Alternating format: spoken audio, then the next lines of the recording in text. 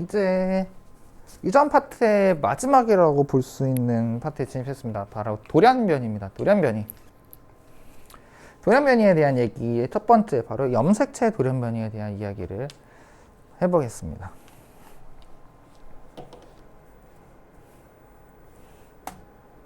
왜 안 되니? 자, 일단 돌연변이 정의부터 볼게요.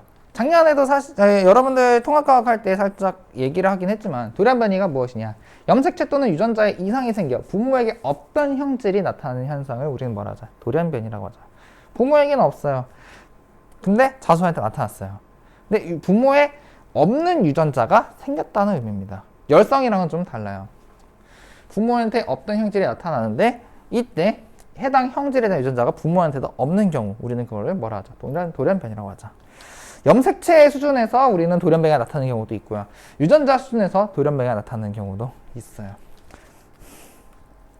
유전자 돌연변이라고 하는 거는 사실 통합과학 때 일부 다뤘었습니다. 돌연변이라고 하는 거. 바로 염기서열에 이상이 생긴 거죠.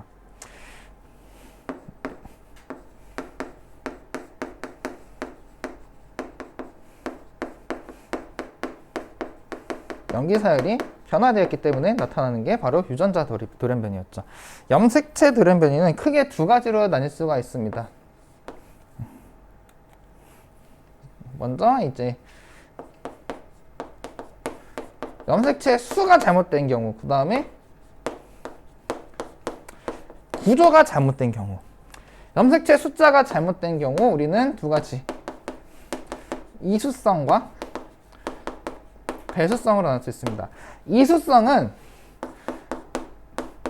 뿔만 한두 개, 요 정도.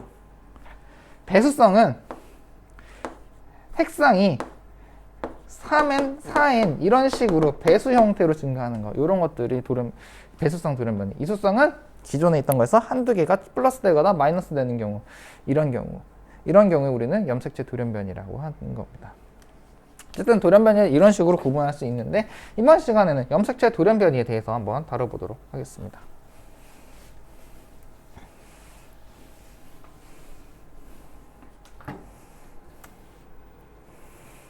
일단 먼저 이수성 염색체 돌연변이부터 볼 텐데요. 이수성은 이제 감수 분열 중에 염색체 비분리라는 현상이 나타나요.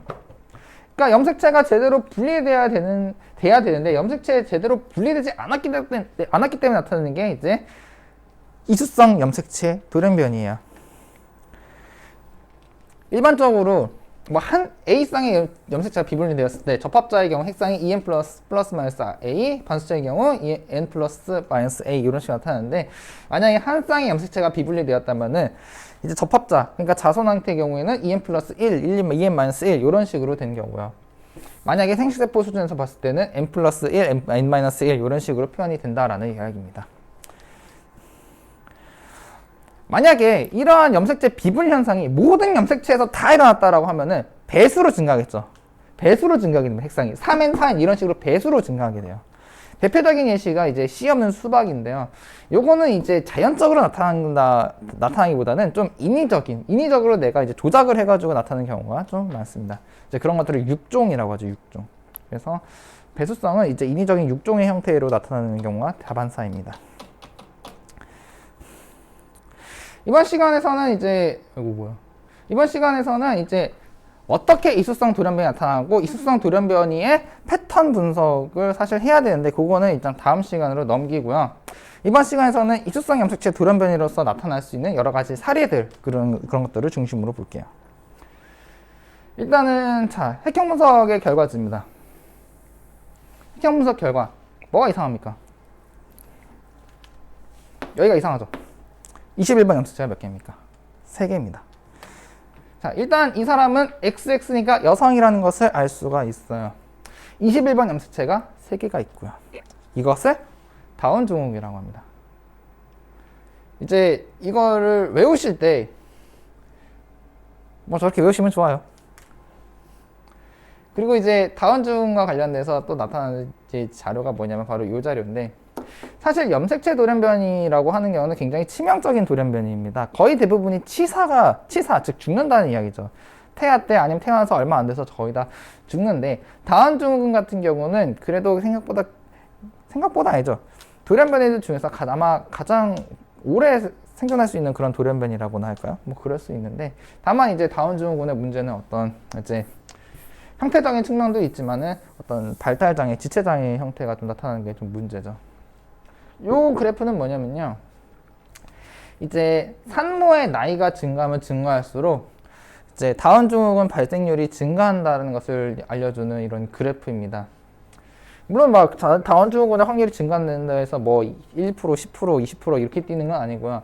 뭐 0.0몇 퍼센트 수준이긴 합니다만, 그래도 유의미한 어떤 다운증후군 발생 확률이 나타난다는 점에서 의의가 있는 그래프라고 볼 수가 있죠. 산모의 나이가 30살을 기준으로 해가지고 점점점 이렇게 쭉 올라갑니다. 아미노센테시스라고 한다면요, 요거는 이제 태아 검사할 때 양소 검사 있죠. 그 태아 검사, 육모막 검사, 태아 검사 그런 걸 할 때 이런 식의 확률이 나타나고요. 실제 다운증후군이 이제 태아가 태어날 확률이 이제 하얀색 그래프로 나타나는데, 어쨌든 둘 다 전부 다 30살을 기준으로 해서 쭉 증가하는 것을 볼 수가 있어요. 그래서 이제 언론이나 이런 데서 자주 얘기를 하는 게, 이제 35살이 되기 전에 아이를 낳아야 된다, 뭐 이런 얘기를 좀 많이 들어보셨을 거예요, 아마. 전부 다 뭐 이런 얘기인데요. 이런 것 때문에 이제 아무래도 노산에 대해서 좀 우려를 하는 시선들이 많은 것이죠.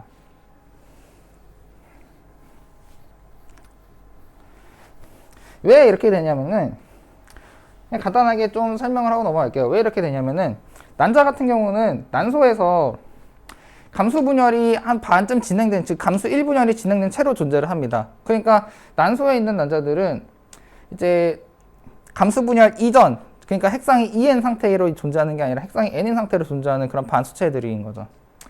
그러니까 감수 분열 중간에 머물러 있는 녀석들이 다시 감수 분열을 할 때 방추사를 만들고 이렇게 해야 되잖아요. 그런데 문제는 그 방추사들이 오래됐다는 게 문제죠. 그래서 제대로 기능이 안 돼가지고 비분리가 잘 나타난다라는 그런 연구 결과가 있습니다. 어쨌든 그렇기 때문에 나이가 들면 들수록 다운증후군 자손, 즉 염색체 비분리가 나타날 확률이 높다라고 하는 건데, 이거는 뭐 여러분들이 자료를 조금만 찾아보면 쉽게 알 수 있는 것들이기 때문에 관심 있으신 분들은 한번 뭐 관련 논문이라든지 자료를 한번 찾아보시길 바래요. 넘어가겠습니다. 얘는 뭐가 문제입니까? 여기가 문제죠. 18번 염색체가 3개입니다. 성별은 XY니까 남자네요. 남자인데 18번 염색체가 3개입니다. 이거를 에드워드 증후군이라고 하고요. 에드워드 증후군도 이제 정신지체라든지 이런 발달장애 이런 것들이 주로 나타나는 증상을 갖고 있습니다. 자, 원래 사진 같은 경우도 이제 쭈쭈쭈쭈 이제 각각의 증상별 사진도 보여드리려고 했는데, 그럼 시간이 너무 오래 걸리니까 그거는 좀 패스를 하고 그냥 이런 사례들이 있다 정도로만 알아두시면 될 것 같아요. 제가 꼭 여러분들이 외워줘야 되는 것들이 있으면은 제가 그때그때 얘기를 해드릴게요. 이제 다운증후군 같은 경우는 외워두셔야 되는 거고요. 그 다음에 얘 같은 경우는 13번 염색체가 3개인 경우가 있죠. 그렇죠? 얘는 XY니까 남자지만 13번 염색체가 3개입니다. 얘는 파타고 증후군이라고 하는 건데, 이 파타고 증후군의 애기들은 오래 살지 못하고요, 심각한 기형이 발생하게 됩니다. 그 다음에 얘도 알아두셔야 되는 거예요. 얘는 문제가 뭡니까? 하나 없네? 그쵸? 성염색체가 하나밖에 없어요. 하나밖에 없는데 걔가 뭐예요? X예요, X. 자, 얘는 성별은 여자입니다. 인간에서의 성결정은 누가 해준다? Y가 해준다. Y가 있으면 남자, Y가 없으면 여자예요. Y가 없으니까 얘는 여자입니다. X 염색체가 1개인 게 문제가 되죠. 이러한 사람들, 터너 증후군에 걸린 사람들은 얘는 터너 증후군입니다. 그래서 얘를 성염색체로 표현할 때, 이제 핵상을 표현을 할 때 이제 XO라고 많이 표시를 해요. 이런 식으로 X가 하나가 없다, 소실되었다, 이런 식으로 표현을 하는데요. 터너 증후군 외워두셔야 됩니다. 터너 증후군이 뭔지는 반드시 알아둬야 된다. 뭐다? X 염색체 하나를 못 받았다. 그게 바로 터너 증후군입니다. 외워두셔야 된다, 반드시. 보시면은 터널이 뚫렸죠? 그렇습니다. 자, 다음 넘어가시면, 자, 얘는 어디가 문제입니까?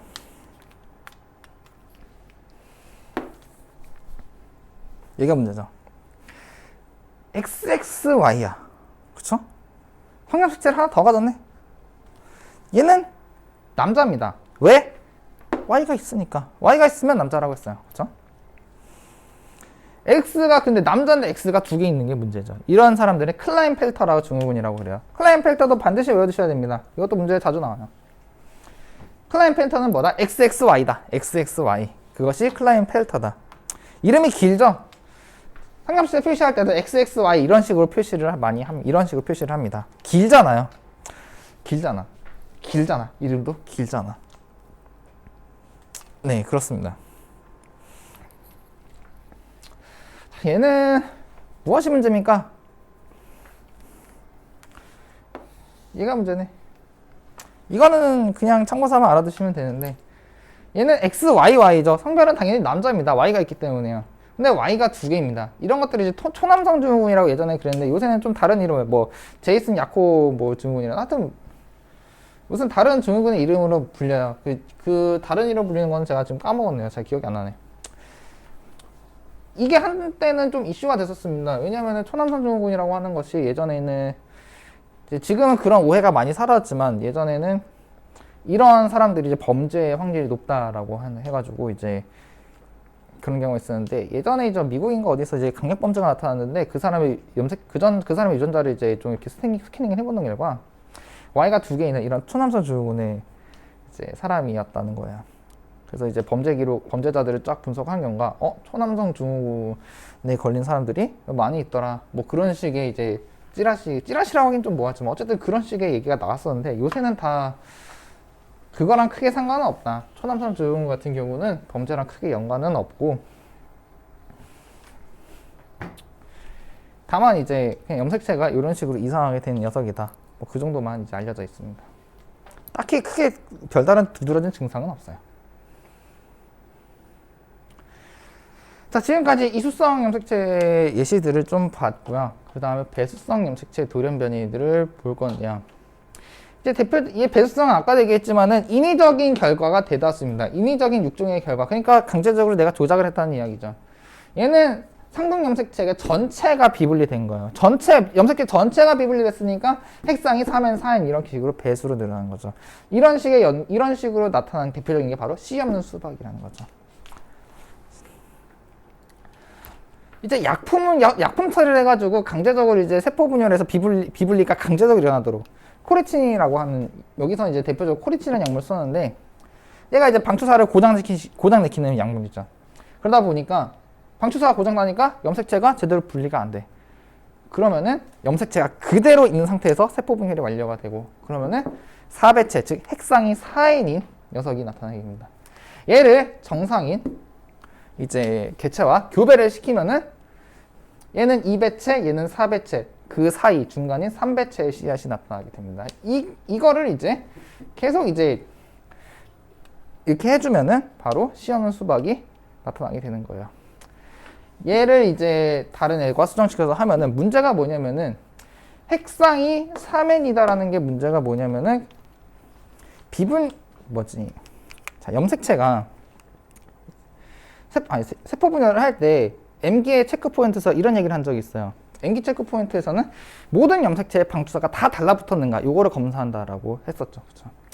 핵상이 3n은 뭐냐면은 핵상이 지금 이렇게 된다는 얘기잖아요. 상당 염색체가 3개가 한 세트가 일어난 거잖아. 방추사가 붙어도 염색체가 남는 거야. 분리가 안 된다는 거지 제대로. 이런 경우에 어떻게 된다고요? 이 세포는 폐기 처분된다고요. 그러니까 3배체 애들은 생식세포를 만들고 싶어도 만들 수가 없다는 거예요. 왜? 만들어지다가 얘네들은 안 된다 싶어서 다 폐기 처분이 되니까. 그러니까 C가 없는 거죠. 어쨌든 이것이 이제 뭐 배수성 염색체 돌연변이의 대표적인 예시 C 없는 수박이다. 그냥 참고삼아 이렇게 알고 가시면 됩니다. 뭐 이런 것들이 있다라는 거.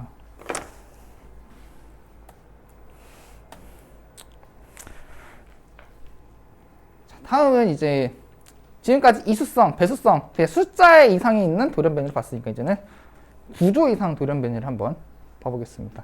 4가지가 있습니다. 중목, 역이, 결실, 전좌. 알아두셔야 되죠. 당연히 다들 알아두셔야 되는 겁니다. 그림으로 봐서는 조금 헷갈린다 싶으면은 자, 이 음자를 보시고 이해하시면 되겠습니다. 중복 늘어났다. 원래 있어야 되는 것보다 더 늘어났다. 중복입니다. 여기 거꾸로 됐다. 거꾸로 뒤집혔다. 여기 결실 잘려나갔다. 전좌 서로 다른 염색체들끼리 교환이 일어났다. 이게 전좌입니다. 조금 더 자세히 보면요. 중복이라고 하는 거는 사실 이제 결실과 같이 나타나는 경우가 많아요. 그러니까 이렇게 상동 염색체가 있는데 한쪽에 있는 이 녀석이 다른 쪽으로 이렇게 삽입돼 들어가는 거야. 그러니까 한쪽엔 결실이 일어남과 동시에 다른 한쪽에는 중복이라는 이런 경우가 많아요. 이제 이런 식으로 중복이 나타나는 경우가 많다. 여기는 말 그대로 잘려서 뒤집힌 거야. 얘는 이제 좀 이따가 좀 더 상세한 사진을 보면 알겠지만 염색체가 이제 생기다 보면 이제 꼬이는 경우가 있어요. 그 꼬이는 경우에서 이런 형상이 잘 나타나고요. 결실 말 그대로 삭제됩니다. 중복과 같이 일어납니다. 전좌는 이제 일종의 교차 현상이라고 보시면 되는데 상동 염색체들 사이에서 교차가 일어난다고 얘기를 했었죠. 근데 그 교차가 이제 다른 염색체들끼리 나타나는 경우가 있다. 그거를 이제 전자라고 생각하시면 좀 생각하기 편할 것 같아요. 이렇게 염색체 일부분이 이렇게 쫙 교환된 형태. 이거를 뭐라 하자? 전좌라 하자. 전좌. 그래서 이거를 움짤로 표현하면 이런 식으로 표현이 된 거죠. 이렇게. 중복. 뒤집어진 거 여기. 잘린 거 결실. 바뀐 거 전좌. 이런 식으로. 각각에 대한 예시를 하나씩 볼게요. 혹시 이거 들어보셨나요? 아니면 이런 사건을 한 번쯤 들어보신 적이 있을 겁니다. AB형과 O형이 결혼했는데 AB형의 자손이 나타났다. 이게 말이 되느냐? AB형과 O형이 결혼했는데 O형의 자손이 나왔냐? 자손의 혈액경을 검사해봤더니 O형이더라. 얘는 내 친자가 아니야. 혹시 이런 거 혹시 들어보셨을 거예요. 그렇지만 친자는 맞다. 친자 검사를 해봤더니 친자는 맞다. 왜 이런 현상이 발생하느냐? 바로 cis-AB라는 것 때문이다. 자, 이런 식으로요. 혈액형 유전자가 원래는 딱 요 위치에만 있어야 돼. 혈액형 유전자, 복대리 유전자. 지난 시간에 지난 시간에 봤습니다. 얘네들은 단일 인자 유전이면서 한 쌍의 유전자에 의해 결정되는 형질이에요. 혈액형이라고 하는 거는. 근데 유전자가 중복이 일어나면서 이런 식으로 세팅이 되는 거야. 이런 경우를 이제 cis-AB라고 그래요. cis라고 하는 경우는 하나에 같이 있다는 뜻이고요. 하나의 염색체 AB가 같이 있다. 그래서 이걸 cis-AB라고 그래요. 이제 이런 형태가 뭐 우리 쪽에서 좀 나타난다 합니다. 일본이랑 우리나라 쪽에서 좀 발생하는 그런 형질이라 그래요. 원래는 이런 식으로 한 쌍의 대립유전자가 형질을 결정해 줘야 되는데 얘는 중복이 일어나서 이런 식의 형태가 나타날 수 있다. 이것이 이제 중복으로 인해 발생하는 돌연변이 중 하나다. 뭐 이렇게 이야기할 수는 있는데요. 근데 사실상 염색체가 중복이 일어났다? 그러면은 거의 대부분 그 세포, 그 개체는 치사합니다. 이거는 굉장히 뭐 운이 좋은 케이스 아니면은 뭐 예외적인 케이스 뭐 이런 식으로 볼 수가 있겠네요. 그 다음에 여기입니다. 여기라고 하는 거는 말 그대로 위치가 뒤바뀐다라는 거예요. 뒤바뀐다. 자, 초파리를 또 갖고 왔는데 초파리의 눈을 보시면은 원래 초파리 야생형 타입, 그러니까 일반적으로 볼 수 있는 눈은 빨간 눈이라 했어요. 근데 어떤 초파리들을 보니까 뭐 눈이 이렇게 얼룩덜룩한 하얀 반점이 있더라 라는 것을 발견했다는 거죠. 자, 이게 왜 그런가 봤더니 여기 때문에 발생했더라. 자, 여기 보시면 이질염색질이라 되어 있는 부분이 있어요. 자, 이쪽은 유전자 발현이 안 되는 지역이야. 그러니까 막힌 거예요. 여기에는 특정 유전자가 있어도 이 이질염색질 부분에 있으면은 유전자가 제대로 발현이 안 됩니다. 막힌 부분이에요. 원래는 이제 유전자가 여기 있어야 되는데, 그러니까 눈색을 결정하는 유전자가 원래는 여기 있어야 되는데, 얘가 뒤집히면서 이질염색질 근처로 갔다. 그러니까 발현이 안 되더라. 여기는 뭐라고요? 유전자가 막힌 부분. 염색체가 여기 있어야 되는데 유전자가 막혀있는 부분 쪽으로 가까이 가니까 얘가 제대로 발현이 안 되더라. 이게 바로 여기에 의한 대표적인 돌연변이 증상 중 하나더라. 여기로 인해 붉은 눈 발현이 제대로 안 된다. 여기 흰색 유전자라고 돼 있잖아요 라고 하시는 분들이 있을 텐데 요거 화이트라고 하는 경우는 얘가 돌연변이 걸렸을 때 흰색이 나타난다는 얘기예요. 그러니까 얘는 붉은 눈을 결정하는 유전자인데 얘가 돌연변이가 일어났을 때 하얀 눈이 된다라고 해서 화이트 유전자라고 한 겁니다.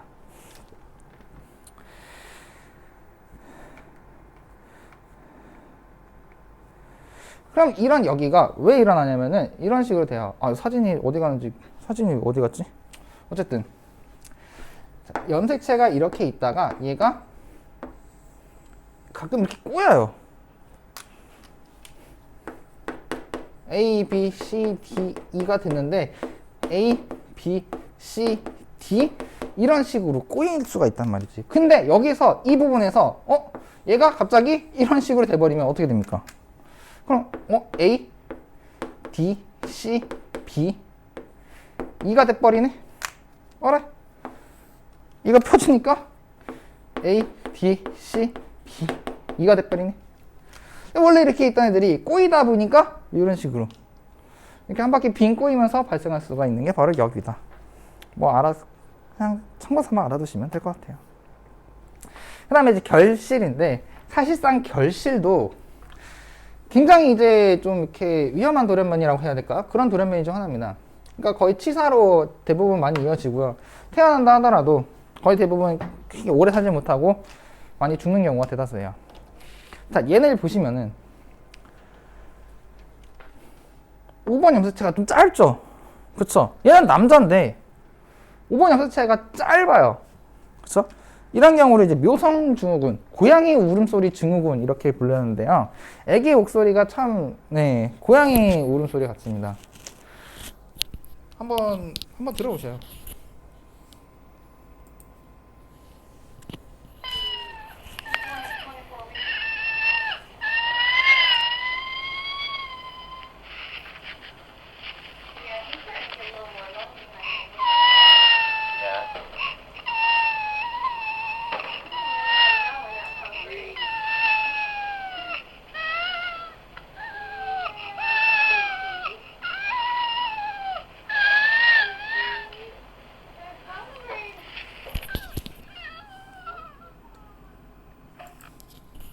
여기까지만 듣죠.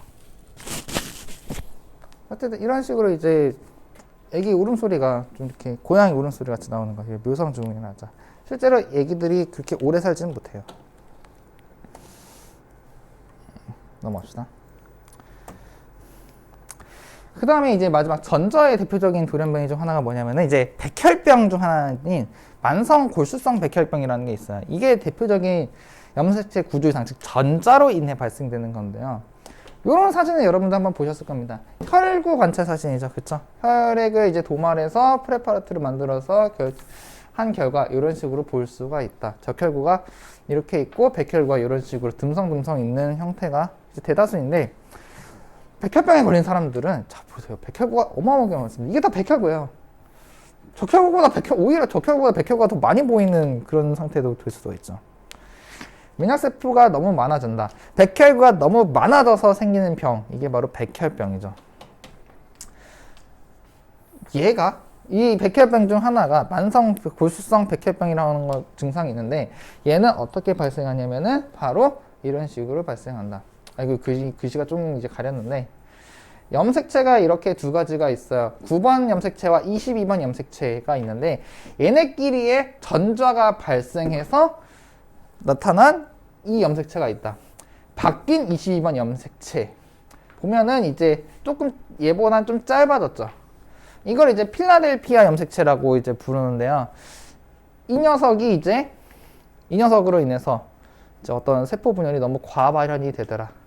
특정 효소가 과활성이 돼서 특정 유전자가 굉장히 과활성화 돼가지고 백혈구에 있는 이런 세포 분열이 굉장히 너무 많이 일어나더라.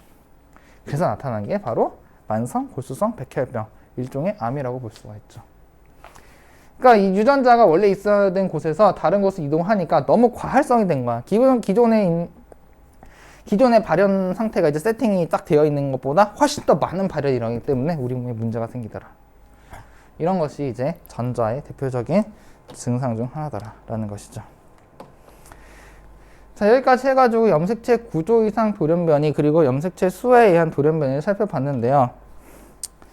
자, 지금까지는 사례를 쫙 얘기를 했습니다. 마지막으로 이 염색체 돌연변이에서 알 수 있는 건 한 가지가 뭐냐면요. 이거를 PPT에다 넣는다는 걸 까먹었네요.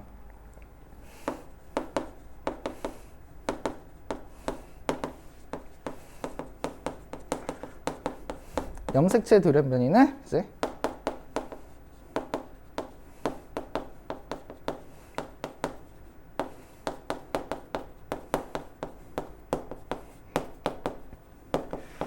염색체 돌연변이는 핵형 분석으로 진단할 수 있다는 거죠. 아무래도 구조나 숫자가 이상이 있기 때문에 핵형 분석으로 거의 대부분은 우리가 걸릴 수 있다는 특징을 갖고 있습니다. 그래서 염색체 돌연변이는 어떻다? 핵형 분석으로 우리가 이를 진단할 수 있다. 여기까지 알고 가시면 되겠습니다. 지금까지 염색체 구조 이상 그리고 숫자 이상에 대한 사례들을 살펴봤습니다. 여기까지 보시고요. 다음 시간에는 이제 염색체의 이제 비분리에 대한 패턴 분석과 함께 유전자 돌연변이에 대해서 한번 알아보도록 하겠습니다. 자, 여기까지 여러분들 강의 보시느라 모두 고생하셨습니다.